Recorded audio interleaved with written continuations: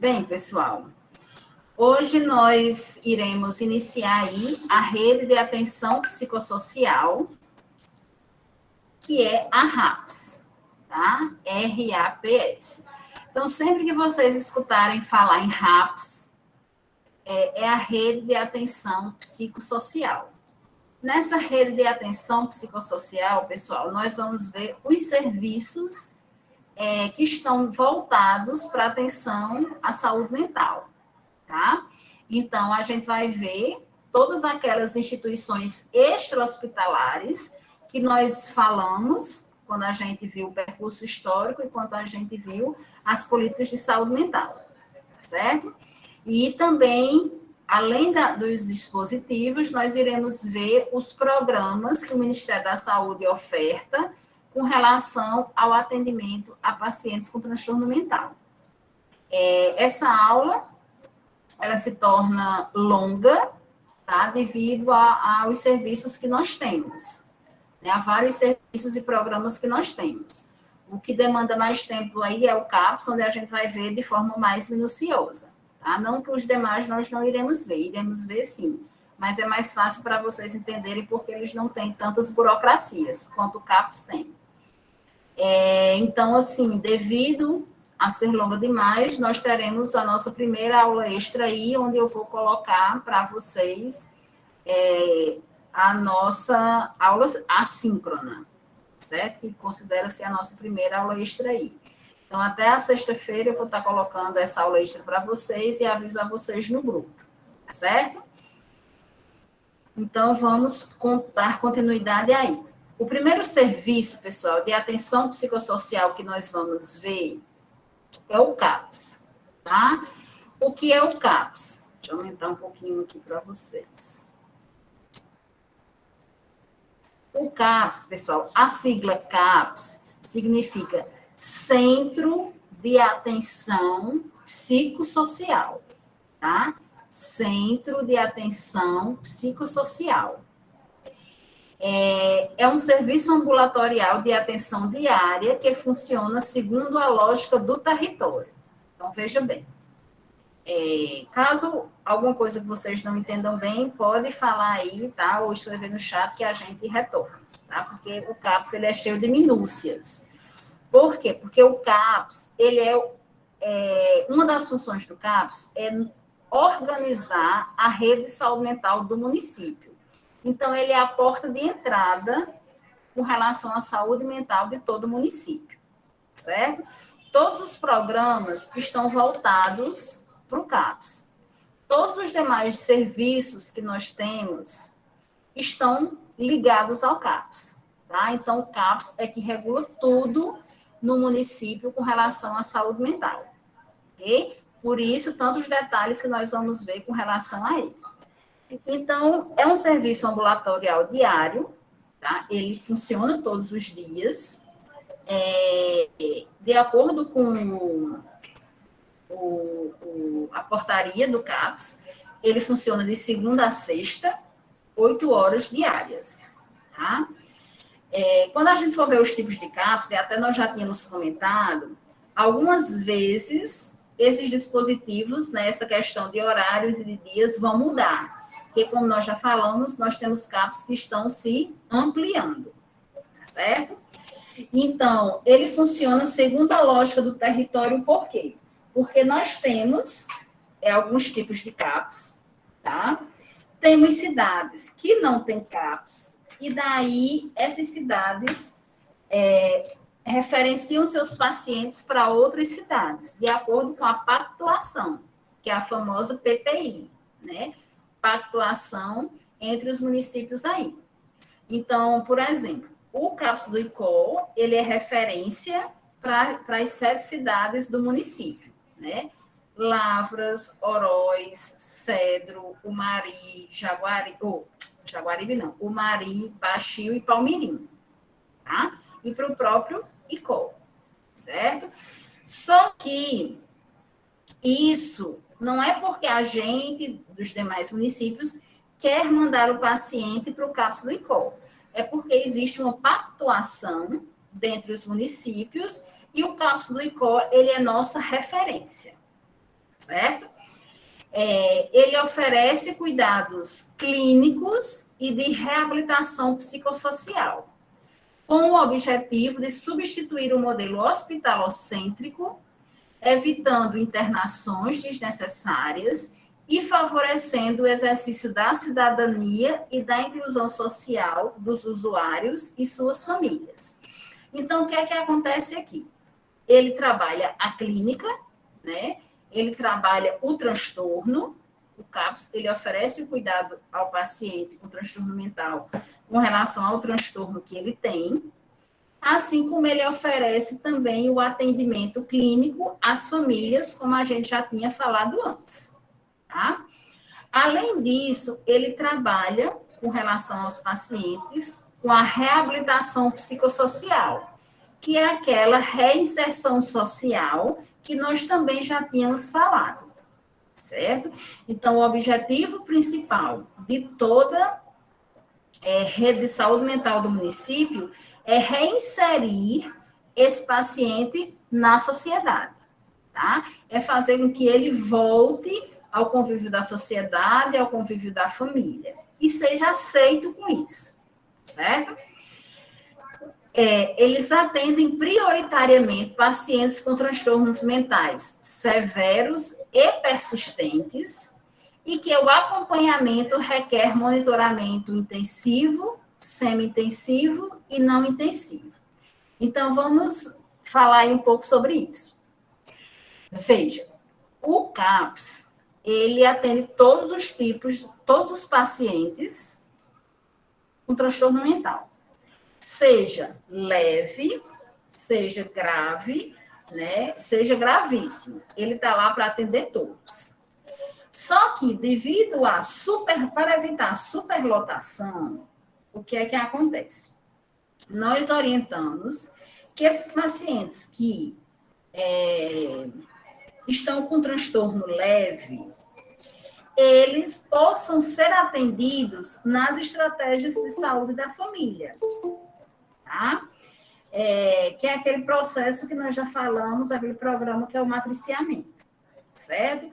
Porque, imagine vocês, se eu tenho um paciente grave, e esse paciente grave, ele deve ser atendido no CAPS, só que devido, né, à superlotação, esse paciente não consegue uma vaga, tá?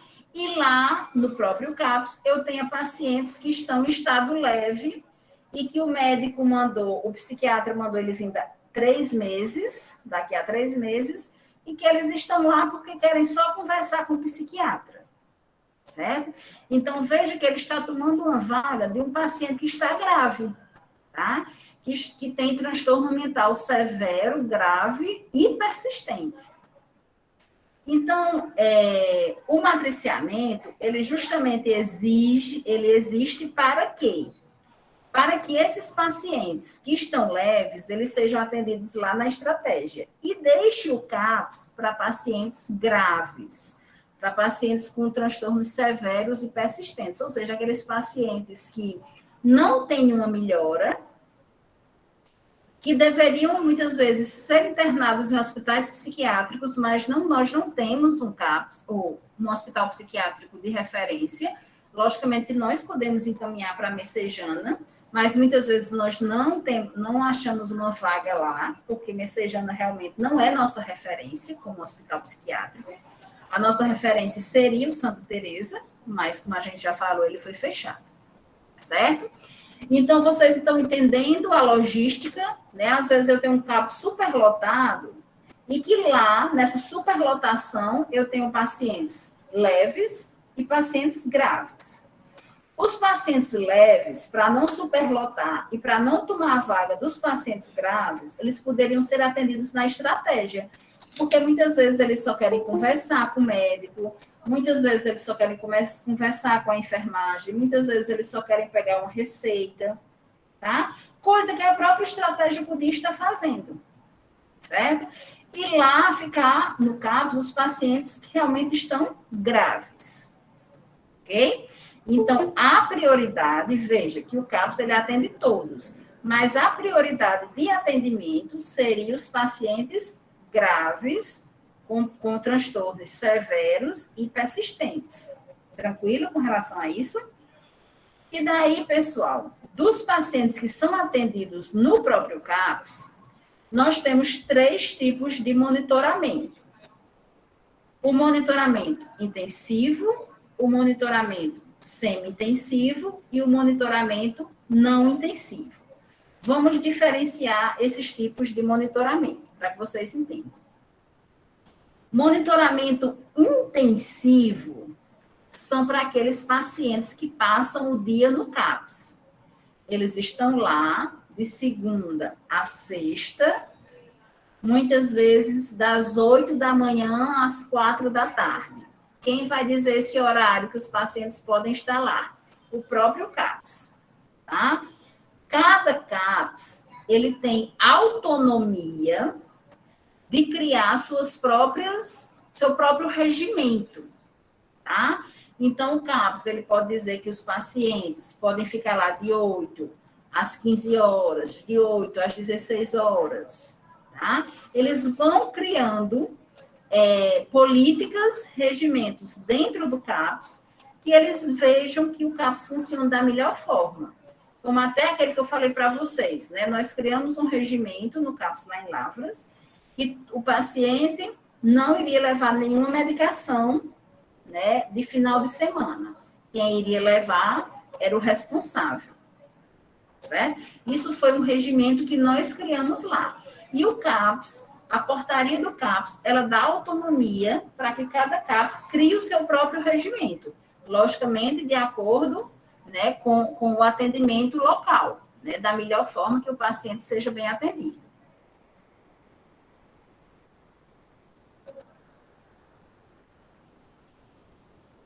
Na realidade, Anderson, esse repasse de informações, se, por exemplo, não há um matriciamento, não há uma ligação estratégia e CAPS. Então, essas informações podem ser muitas vezes pelo agente de saúde, a própria estratégia, né? O enfermeiro ou o médico da estratégia ligar para o CAPS, dizendo que tal paciente está em crise e que ele está mandando para lá, para o CAPS, ou que tem um cárcere privado lá, ou que tal paciente está precisando de um serviço de enfermagem ou de um serviço do CAPS, de um atendimento domiciliar. Existe essa comunicação, tá? Quando necessário. Só que quando existe o matriciamento, que é a estratégia e o CAPS trabalhando juntos, essa comunicação, essa informação, ela é mais, como é que eu posso dizer? Mais interligada, certo?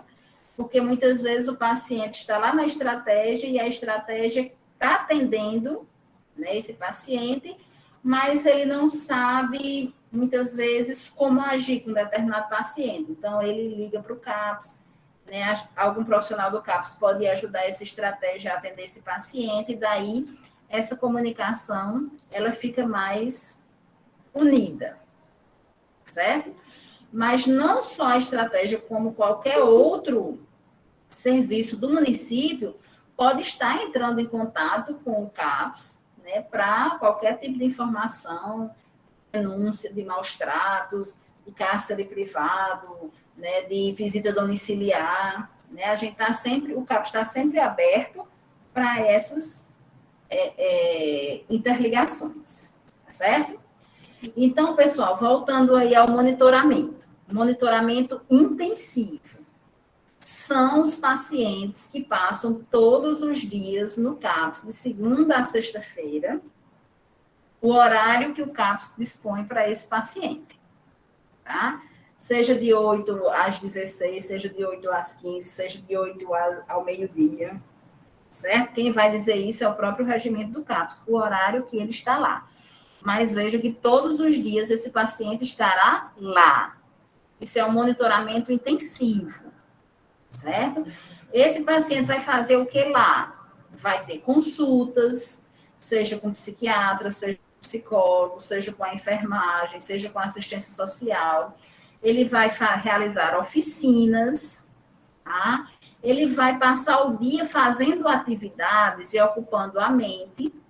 Nós, da enfermagem, especificamente, iremos observar o comportamento desse paciente, iremos cuidar da medicação, iremos cuidar da alimentação, iremos cuidar de algum problema de saúde que esse paciente venha a precisar, certo? O monitoramento semi-intensivo. O semi-intensivo, pessoal, são para os pacientes que vão ao CAPS, passam um dia no CAPS, mas 2 ou 3 vezes na semana. Ou seja, ele não passa mais de 5 dias. O semi-intensivo, ele não passa mais de 5 dias. Ou ele vai para o CAPS 2 ou 3 vezes na semana e passa o dia lá, tá? Ou então, ele pode passar todas as manhãs, tá? Ou então, ele pode passar todas as tardes. E no horário que ele não estiver lá, a gente orienta que ele seja inserido em outra coisa. Então, por exemplo, se for uma pessoa que ainda estude, a gente orienta que de manhã ele vá para o CAPS, todas as manhãs, e à tarde ele vá frequentar a escola, tá? Se ele tem um trabalho, se lá no município tem um programa de economia solidária, a gente já insere ele na economia solidária, né, no emprego, tá certo? Ou então ele fica na própria casa dele, mas sob os cuidados da família, tá? Então, os sistemas semi-intensivos são para aqueles pacientes que já estão podendo se ressocializar, e daí ele não precisa mais passar o dia, todos os dias no CAPS, tá? Todos os dias da semana no CAPS. Então, a própria equipe do CAPS, ela direciona esse paciente ao sistema semi-intensivo, certo? E o monitoramento não intensivo são para aqueles pacientes que vão ao CAPS só para consultas, tá? Então, digamos, eu tenho um transtorno, e daí o psiquiatra diz que eu venha daqui a 1 mês para que ele veja a medicação, como é que eu estou, né, diante da medicação que ele prescreveu. Eu estou na psicóloga e a psicóloga diz que eu vá para as consultas de 15 em 15 dias. Se ela vê minha melhora, então essas consultas podem passar todos os meses, tá certo? Então, não intensivo é quando eu não frequento o CAPS todos os dias. Eu frequento o CAPS de 15 em 15 dias, uma vez ao mês, de 3 em 3 meses, e vou mais para regime de consultas, tá? Aí, outra coisa, antes de responder a pergunta de Lavínia, o paciente, quando ele entra no CAPS, ele sempre entra em monitoramento intensivo, depois vai para o semi-intensivo, depois vai para o não intensivo? De jeito nenhum, tá? O paciente, ele pode ir para o CAPS a primeira vez e já entrar no sistema, no monitoramento não intensivo, certo? Ele pode entrar no CAPS a primeira vez e entrar no sistema semi-intensivo, onde ele vai ser orientado aí 2 ou 3 vezes na semana para o CAPS, tá? E pode entrar no sistema intensivo, onde ele vai todos os dias. Quem vai dizer isso? A triagem. No CAPS, nós temos uma triagem que é feita para os pacientes que estão chegando, tá? Quem é que faz essa triagem? Qualquer um dos profissionais de nível superior. Pode ser o psiquiatra, pode ser o psicólogo, a enfermagem, o serviço social, o farmacêutico, aquele que tenha mais disponibilidade, tá? Acaba sendo essa triagem feita mais pela enfermagem e pelo psicólogo, tá? Mas não é obrigado a ser só por eles, mas é obrigado a ser pelos profissionais de nível superior, porque eles já têm um conhecimento mais amplo com relação aos transtornos.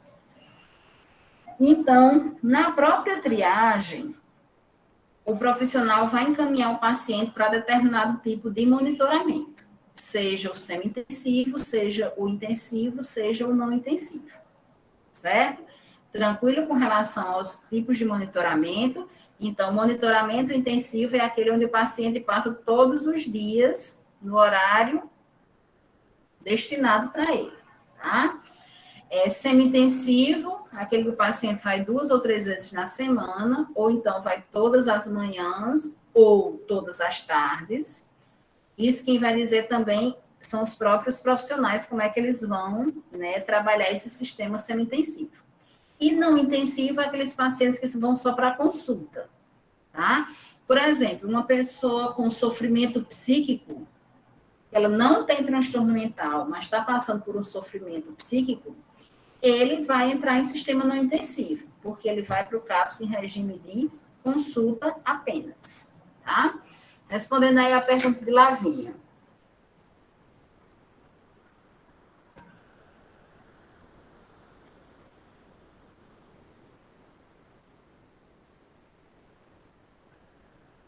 Lavínia, na verdade, nós podemos encaminhar o paciente para a messejana, certo? Porque o que nós tínhamos mais próximo, que era a nossa referência, foi fechado, que é o Santa Teresa, certo? Então, nós mandamos ainda muitos pacientes, né, para Messejana, porque é o hospital de referência que agora nós temos, tá? O que eu digo a vocês é a questão do atendimento ser mais difícil, por quê?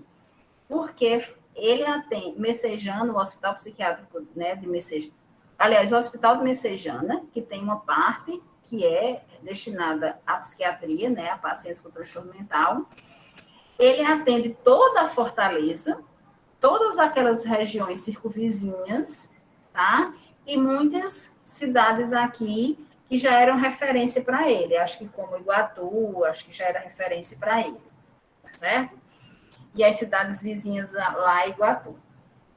Tá? Mas não nos impede de nós aqui encaminharmos o nosso paciente para lá, tá? Isso não nos impede.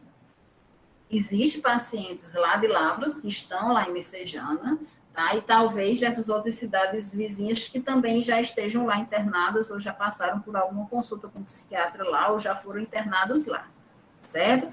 O que eu digo é que o atendimento, seja para psiquiatra, seja para internação, ele ficou um pouco mais difícil, tá? Devido à superlotação que já tem por lá, certo? Mas não nos impede de encaminhar o paciente para lá, para Messejana, certo? Essa triagem, Rian, é tipo uma anamnese, certo? Só que é nela, né, o que incrementa mais aí a questão da anamnese, tá? É a questão que nela nós vamos estar direcionando o nosso paciente para determinados profissionais. Por exemplo, muitas vezes o paciente chega lá com queixa de insônia. E daí, ele quer passar no psiquiatra, certo? Eu vim para passar no psiquiatra, porque eu estou com insônia e quero uma medicação para dormir. Quando esse paciente passa pela triagem, nós observamos que, na realidade, ele não está com insônia, na realidade, o padrão de sono dele que está anormal, tá irregular, certo? Aí, muitas vezes, essa pessoa está dormindo muito de dia e à noite ela não tem sono porque ela já dormiu o dia todo. Então, é o padrão de sono que está irregular. Então, nós não iremos encaminhar esse paciente para o psiquiatra como ele quer, tá? Nós iremos encaminhar esse paciente para o psicólogo para ver essa questão do sono, do padrão irregular e horários irregulares. Nós podemos passar esse paciente para psicopedagoga, para que ela faça um trabalho de oficina com eles, artesã, tá? Qualquer outro tipo de oficina que nós tenhamos dentro do CAPS, a gente pode estar inserindo essa pessoa para que ela ocupe a mente durante o dia, e daí seja regulado o seu padrão de sono e ela volte a dormir no horário que se é para dormir, certo? Então, é uma anamnese, onde a gente vai ver a questão das queixas do paciente, vai ver a questão da escuta, também dos familiares, tá? E vai estar direcionando esse paciente para o profissional que a gente veja que é o melhor para se fazer, certo?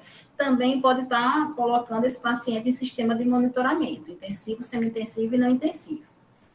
O que a gente não faz na triagem, que entra aí na anamnese, é o exame físico, tá? Exame físico nós não fazemos na triagem, isso fica para o profissional, e a gente vai encaminhar, certo?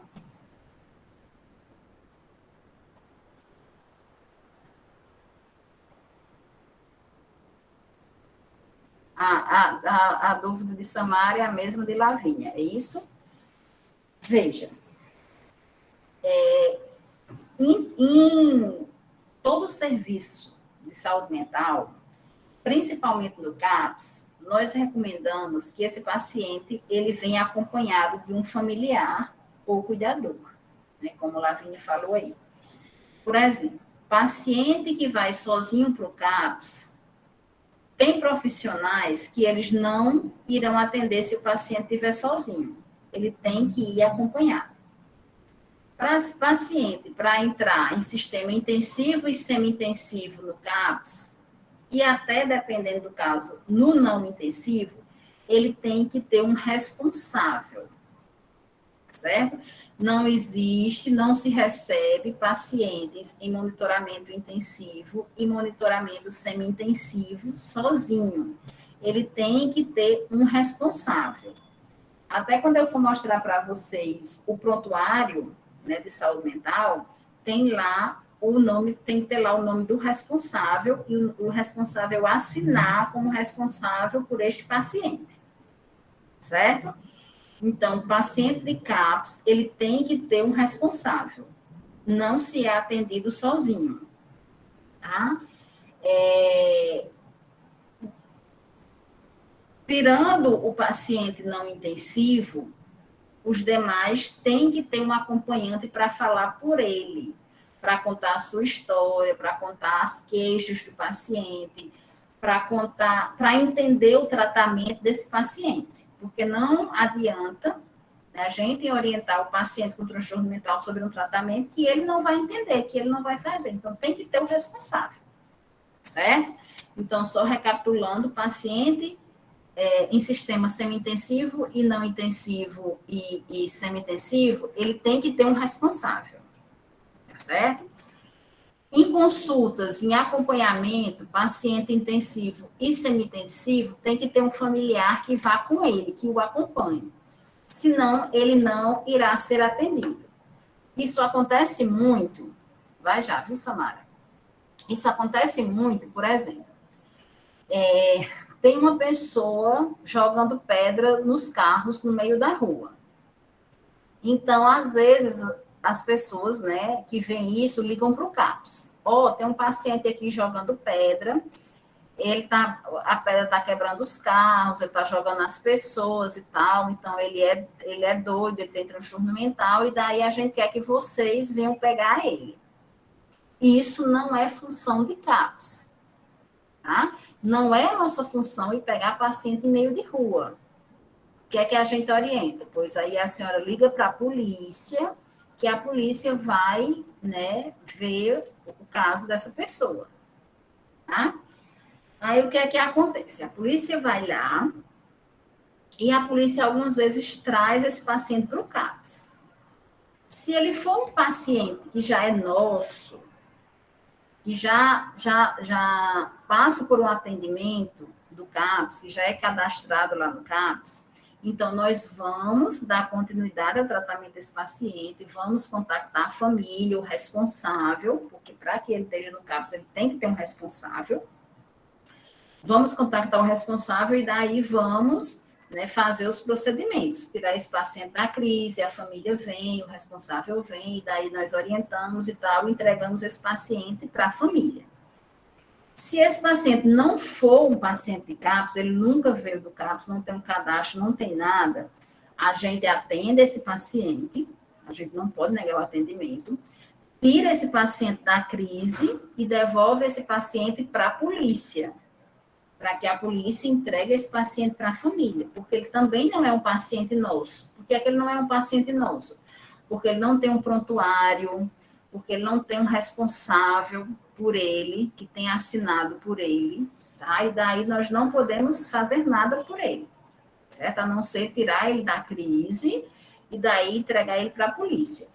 A polícia vai entregar ele, né, para a família, caso a família queira vir, dar entrada, um tratamento, um acompanhamento para esse paciente, então nós iremos abrir o prontuário lá na triagem e o acompanhante vai ser o responsável por ele. Então, mais uma vez, não existe paciente de CAPS se não tiver um responsável. Mesmo aqueles pacientes com transtorno mental, que sejam leves, que muitas vezes eles estão no sistema não intensivo, que muitas vezes eles vão para a consulta sozinhos, tá? Porque eles têm noção, tá? Mesmo esses precisam de um responsável, certo? Que tipo de paciente que vai ser atendido no CAPS que não precisa de um responsável? As pessoas que estão em sofrimento psíquico, tá? Que não são diagnosticadas com transtorno mental. Então, essas, para ser atendido no CAPS, não precisa de responsável. Mas se teve transtorno mental, tem que ter um responsável. Seja no sistema... Clélia, tipo, se o paciente não tem uma pessoa responsável por ele, por acaso não tem família, nem tem ninguém responsável por ele, que às vezes a gente vê alguns casos assim, o que é feito? Pois o CAPS é, não tem trabalho nenhum sobre isso? Pronto, aí nesses casos, nós iremos contactar o agente de saúde, tá? Aí, algumas vezes, o agente de saúde fica responsável por essa pessoa, tá? Em outras vezes, o assistente social do CAPS, ele vai buscar, através da justiça, através do fórum, alguém que seja responsável por ele, certo? Aí, ao mesmo tempo que a assistente social está buscando essa pessoa, que seja responsável por ele, nós estamos fazendo o tratamento dele, tá? Mas veja, ele não entra em nenhum tipo de monitoramento intensivo, semi-intensivo e não intensivo. Por quê? Porque esse paciente ele precisa de um responsável. Como é que chega um paciente esquizofrênico, tá? Como é que a gente vai orientar um tratamento para um paciente esquizofrênico que está alucinando? Não vai, tá? A gente não pode fazer um tratamento com ele, não vai entregar uma medicação a ele, a gente vai orientar o que para ele, se ele não consegue entender nada, certo? Então, a gente dá um suporte, né, porque ele não tem ninguém, mas ele não fica em nenhum dos tipos de monitoramento, certo? Até que a própria justiça ache alguém, obrigue alguém a cuidar dessa pessoa, tá? Veja que a necessidade de ter um responsável não é porque o CAPS não é que seja uma exigência do CAPS no sentido de instituição, mas é porque como é que a gente orienta uma pessoa que tem um transtorno mental, certo? Por isso que pacientes em sistema intensivo e semi-intensivo têm que sempre ir com acompanhante, tá? Os não intensivos, eles têm um responsável, mas muitas vezes eles podem ir sozinhos para as consultas. Por quê? Porque eles têm um transtorno leve, eles têm um entendimento, eles conseguem muito bem conviver com a sua vida social, com o seu trabalho e com o transtorno, certo? Mas pessoas com sistema, com transtornos graves, severos, eles não vão entender o tratamento. Então, como é que a gente vai trabalhar com esse paciente? Tá bom? Então, tem que se ter um responsável. Quando não se tem, a justiça, ela vai ter que arranjar, tá? A primeira coisa que a gente contacta é o agente de saúde, muitas vezes ele assina como responsável, certo? Mas quando ele vê, né, que ele teve que assinar, ele também ajuda a própria justiça a buscar um responsável, certo? veja que é no sentido do paciente com transtorno mental não responder por ele. Ok? Tem um roteiro dessa triagem. Samara, existe um roteiro, tá? Inclusive eu vou até mostrar esse roteiro para vocês quando a gente for ver a anamnese, certo? Assim como o roteiro da enfermagem, do prontuário de enfermagem. Porém, né, alguma outra pergunta, ela pode ser acrescentada e ela pode ser excluída. Isso vai depender da instituição, né? Porque às vezes nós temos modelos básicos de prontuários, né? Mas às vezes, dependendo da instituição, a instituição pode acrescentar alguma pergunta ou retirar alguma pergunta. Mas no básico é a questão das queixas do paciente, é a questão de medicamentos que ele já toma, seja medicamentos para transtorno mental, seja medicamentos para outras patologias que esse paciente tenha, certo? Se ele apresenta outras comorbidades, tá? E o que você, como profissional, está observando nesse paciente, certo? No básico, o roteiro da triagem é esse, tá? E daí, para onde é que você vai encaminhar esse paciente? É para o psiquiatra, é para o psicólogo, é para o assistente social, é para a enfermagem, é para o sistema intensivo, não intensivo, semi-intensivo, tá? Não é obrigado a ser só um. Eu posso encaminhar o paciente para vários. Por exemplo, eu posso encaminhar esse paciente para o sistema de monitoramento intensivo, posso encaminhá-lo para o psiquiatra, posso encaminhá-lo para o psicólogo, tá?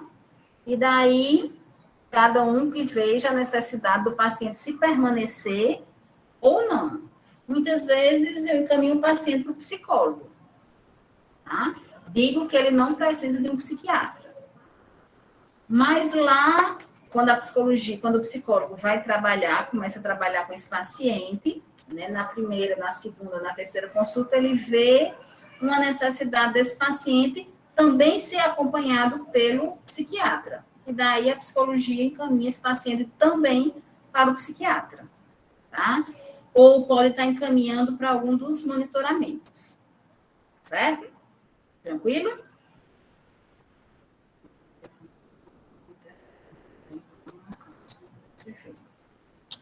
Já encontramos, Natália, muitos casos assim, certo? De pacientes que são graves e a família não quer, certo?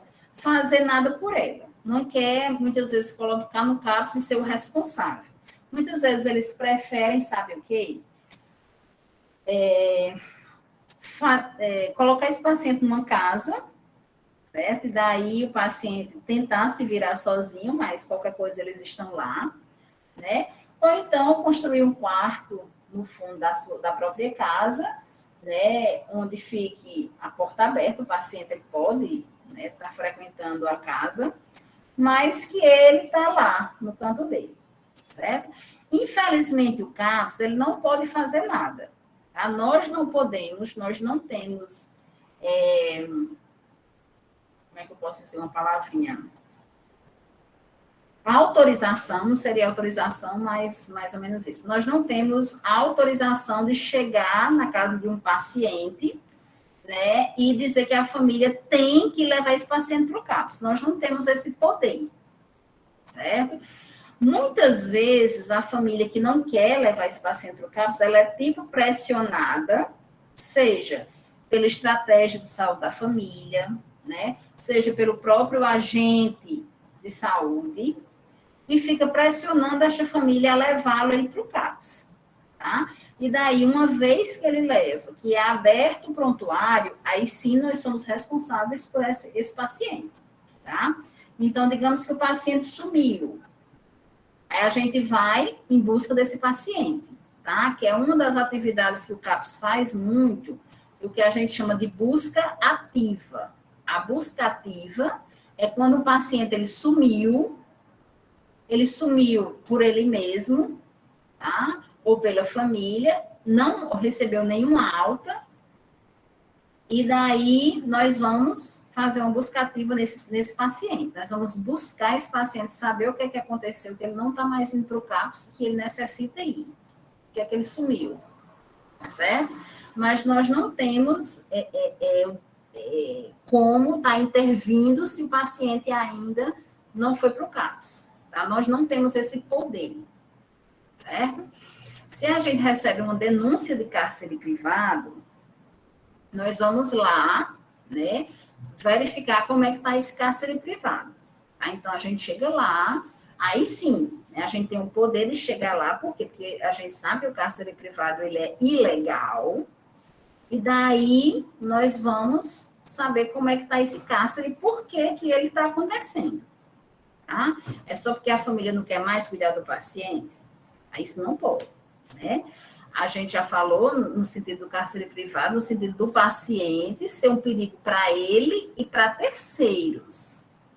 Caso o paciente não seja perigo nem para ele, nem para terceiros, ele não precisa estar no cárcere privado. A gente não pode apoiar este cárcere.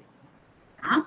E veja que, mesmo não podendo, tem que ser humanizado. Certo? Mas, de maneira nenhuma, a gente pode chegar lá na casa, né, de Dona Maria, porque ela tem transtorno mental, e trazê-la para o CAPS e obrigar a família, né, a seguir o tratamento, não. Certo? Infelizmente, a gente não pode, não tem esse poder. Tá?